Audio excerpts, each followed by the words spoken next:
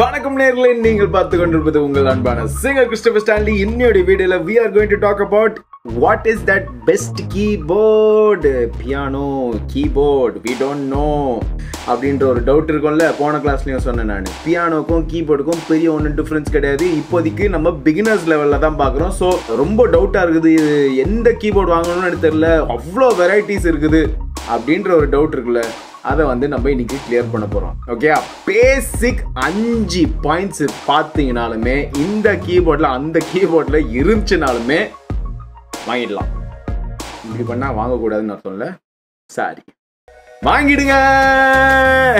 Okay, நல்லா இருக்கும் வந்து தம்ப்நெயிலுக்கு. ஓகே, ஸோ என்னெல்லாம் அந்த பாயிண்ட்ஸ் கூட எக்ஸ்ட்ரா டிப்ஸ் கொடுக்குறேன். So let's go straight into the video. First கவுண்ட்ல உட்காரணுங்க.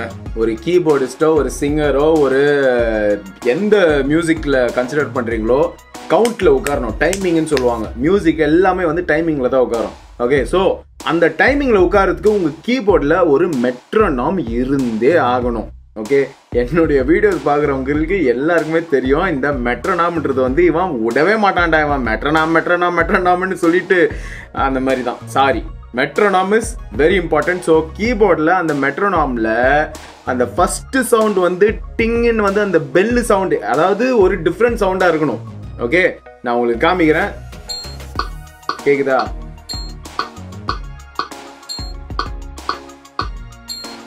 ஓகே, ஸோ எதனாலனா அந்த ஃபர்ஸ்ட் பீட்டை உங்களுக்கு தெரியணும். இல்லைன்னா டக்கு டக்கு டக்கு டக்குன்னு போயிட்டே இருந்துச்சுன்னா உங்களுக்கு அந்த ஃபர்ஸ்ட் பீட்டு தெரியாமல் போயிடும். ஓகே, ஸோ அந்த ஃபர்ஸ்ட் பீட் வெரைட்டியாக இருக்கணும்.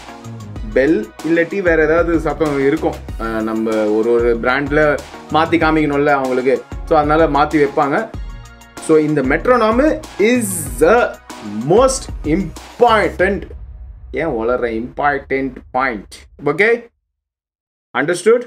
ஸோ ஒரு கீபோர்டு வாங்குறீங்கன்னா ஃபர்ஸ்ட் எடுத்தோன்னே போய் ஒரு மெட்ரோனாம் உள்ள கீபோர்டா பாருங்க. இந்த செகண்ட் பாயிண்ட்ல தான் பியானோவுக்கும் கீபோர்டுக்கும்ன்ற அந்த பெரிய டிஃபரன்ஸே காமிக்கிறது. ஓகேங்களா? டச் சென்சிட்டிவ் அப்படின்னா என்னன்னு ஃபர்ஸ்ட் பார்த்துக்கலாம். டச் சென்சிட்டிவ்னா நம்ம ப்ரெஸ் பண்றோம்னா எவ்வளோ ஹார்டா ப்ரெஸ் பண்ணாக்கா எவ்வளோ சத்தம் வருது. அதாவது ஒரு விஷயத்த ரொம்ப ஹெவியாக அடிச்சாக்கா, ஐ மீன் உங்களை அடித்தாலுமே அந்த பெயின் எவ்வளோ ஹெவியாக அடிக்கிறோமோ அந்த பெயின் அவ்வளோ அதிகமாக இருக்கும்ல. ஸோ அதே மாதிரி கீபோர்ட்லேயும் அது வாசிக்கும் போது எவ்வளோ ஹெவியாக ப்ரெஸ் பண்ணுறோமோ அந்த ஹெவினஸ் சவுண்டில் கேட்கணும். சாஃப்டாக ப்ரெஸ் பண்ணாக்கா சவுண்டு கம்மியாக இருக்கணும். ஓகே, ஸோ இந்த விஷயத்த உங்களுக்கு ஃபீல்னு சொல்கிறாங்கல்ல, அந்த ஃபீலை கொடுக்கறது, அந்த எமோஷன்ஸ் எல்லாமே கொடுக்கறது இந்த சச் சென்சிட்டிவ்னு சொல்ல வந்தேன். டச் சென்சிட்டிவ் இருக்கிற விஷயம் தான். ஓகே, ஒரு கீபோர்டை போய் நீங்கள் வாங்கும்போது இந்த பாயிண்ட் பார்த்தே ஆகணும் நீங்கள். சும்மா ஏன்னா நிறைய பேசிக் கீபோர்ட்ஸில் பார்த்தீங்கன்னா எவ்வளோ ஹார்டாக ப்ரெஸ் பண்ணாலும் அதே சவுண்டு தான் வரும், எவ்வளோ சாஃப்டாக ப்ரெஸ் பண்ணாலும் அதே சவுண்டு தான் வரும். டைனாமிக்ஸ் தெரியும். டைனாமிக்ஸ்னால் எவ்வளோ ஹெவியாக வருது, எவ்வளோ சாஃப்டாக வருது, நம்மளுக்கு மூடுக்கு ஏற்ற மாதிரி நம்ம மெதுவாக வாசிக்கலாம், இல்லை ஃபாஸ்ட்டாக வாசிக்கலாம். ஸோ இதெல்லாம் கன்சிடர் பண்ணுறதுக்கு கண்டிப்பாக அந்த டச் சென்சிட்டிவ் தேவை.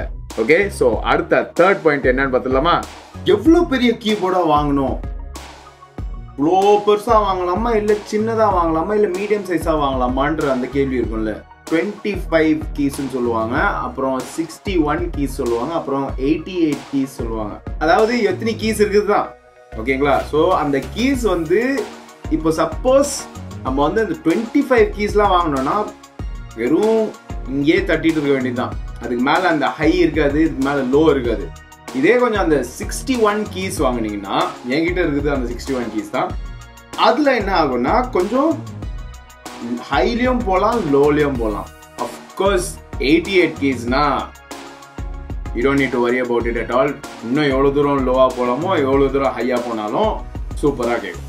ஓகே, இது எல்லாமே ப்ராக்டிஸ்க்கான வேண்டிய விஷயங்க. ஓகே, அடுத்த ஆக்டேவ்னு சொல்லுவாங்க, அடுத்த சைடில் போய் வாசிக்கிறதுக்கு நம்மளுக்கு ப்ராக்டிஸே இருக்காது. ஸோ அங்கே போய் நம்ம ஒரு புதுசாக ஒரு கீபோர்ட் பார்க்கும்போது நம்ம இப்படியே வாசிட்டு இருப்போம், இதுக்கு மேலே போக மாட்டோம், இந்த சைடு போக மாட்டோம், இந்த இதுக்குள்ளேயே குண்டுக்குள்ளேயே வாசிட்டு இருப்போம். ஓகே, ஸோ இதனால தான் எந்த கீஸ் வச்ச கீபோர்டு வாங்கணும்ட்டு யோசித்தீங்கன்னா மீடியம் சைஸாக பாருங்க, ரொம்ப சின்னது பார்க்காதீங்க, ரொம்ப பெருசும் பிகினர் லெவலுக்கு ரொம்ப பெருசு தேவைப்படாது. ஓகேங்களா? So medium 61 keys is a good one. நம்மளுடைய 4th பாயிண்ட் என்னன்னா வெரைட்டி ஆஃப் சவுண்டு. ஓகே, இப்போ இருக்கிற நிலைமையில வெரைட்டி ஆஃப் சவுண்டு கண்டிப்பாக இருக்குது. நிறைய கீபோர்டில் வந்துடுச்சு. இந்த 6000 5000 ரேஞ்சிலே வந்து வெரைட்டிஸ்லாம் கொடுக்க ஆரம்பிச்சிட்டாங்க. ஆனால் நான் நோட்டீஸ் பண்ணதில் அந்த டச் சென்சிட்டிவ் இல்லாமல் இருக்கும். ஆனால் எதனால இந்த வெரைட்டி இருக்கணும்ன்ட்டு நான் சொல்கிறேன்னா, உங்கள் கிட்டோ இல்லை நீங்களே வச்சுக்கோங்களேன், ஒரே சவுண்டை வந்து திருப்பி வாசிக்கிறதுக்கு கொஞ்சம் போர் அடிக்கத்தான் செய்யும். ஸோ அதனால அந்த எக்ஸ்ட்ரா டிஃப்ரெண்ட் சவுண்ட் இருக்கும் போது நம்மளுக்கும் போய் ஒரு எக்ஸ்ப்ளோர் பண்ணோன்ற ஒரு அந்த ஆசை இருக்கும். ஒரு டியூனை வந்து வாசிக்கிறோம்னா அதே வந்து வேற சவுண்டோட வாசித்தோம்னா இன்னும் கொஞ்சம் இன்ட்ரெஸ்டிங்காக கேட்கும். ஓகே, ஸோ இதனால வந்து அந்த வெரைட்டிஸ் பார்க்கலாம்.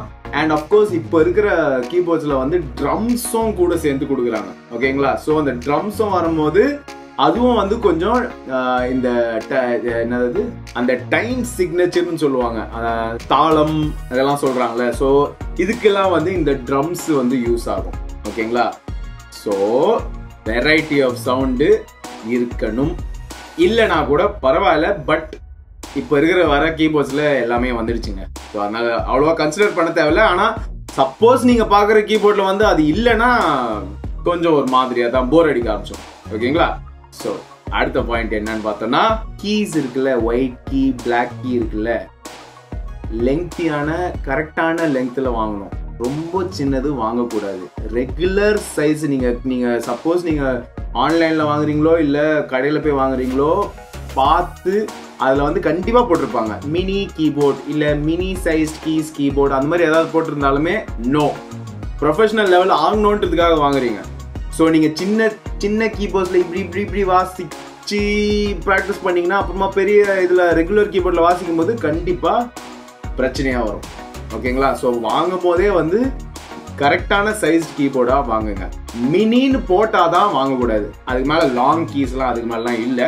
இருந்துச்சுன்னா கூட வந்து உங்களுக்கே தெரியும் இது என்ன வேற மாதிரி இருக்குதுன்ட்டு பார்ப்பீங்க. ஓகேங்களா? ஸோ இவ்வளோதான். இதுக்கு அப்புறமா இதை ஏன் நான் சொல்கிறேன்னா, இந்த 5 இருந்துச்சுன்னா வந்து நம்ம பிகினர் லெவலில் தேவையானதா பார்த்து ப்ராக்டிஸ் பண்ணி ஒரு லெவலுக்கு மேலே இன்டர்மீடியட் லெவலுக்கு போகலாம். இப்போ சப்போஸ் ஒரு போனஸா என்னெல்லாம் பார்க்கலாம், மீதி எல்லாம் என்ன பார்க்கலான்னு பார்த்தீங்கன்னா, ஃபர்ஸ்ட் பாயிண்ட்டு ரிதம் செக்ஷன் இருக்கும். ஐயோ, ரிதம் செக்ஷன்னு ஒன்று இருக்கும். ஓகே, அது என்ன ஆகும்னா பீட்ஸ் கொடுக்கும்.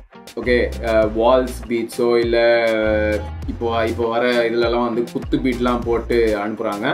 ஒரு ஜானர் வாசிப்பாங்க. ராக்னா ஒரு பீட் வாசிப்பாங்க, இல்லை ஜாஸ்னா ஒரு பீட் இருக்கும், ப்ளூஸ்னா ஒரு பீட் இருக்கும், ரிதம்னா அந்த பீட் ஒன்று போயிட்டே இருக்கும்ல, அதாவது டிஃப்ரெண்ட் பீட்ஸாக இருக்கும். ஓகே, அடுத்த பாயிண்ட் என்னன்னு பார்த்தோம்னா, சஸ்டெயின் பெடல் வச்ச ஒரு ஆப்ஷனா இருக்கிற கீபோர்டா பாருங்க. இப்போ வர கீபோர்ட்ஸ்ல மோஸ்டா சஸ்டெயின் பெடல்ஸ் இருக்குது.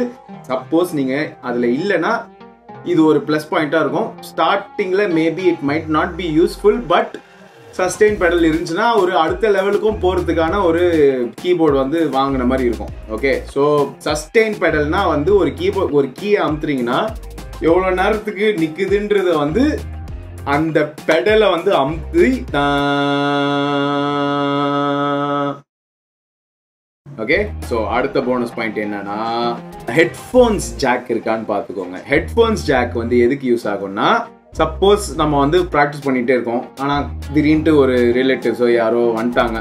ஓகே, அப்போ யூஸ் ஆகும்.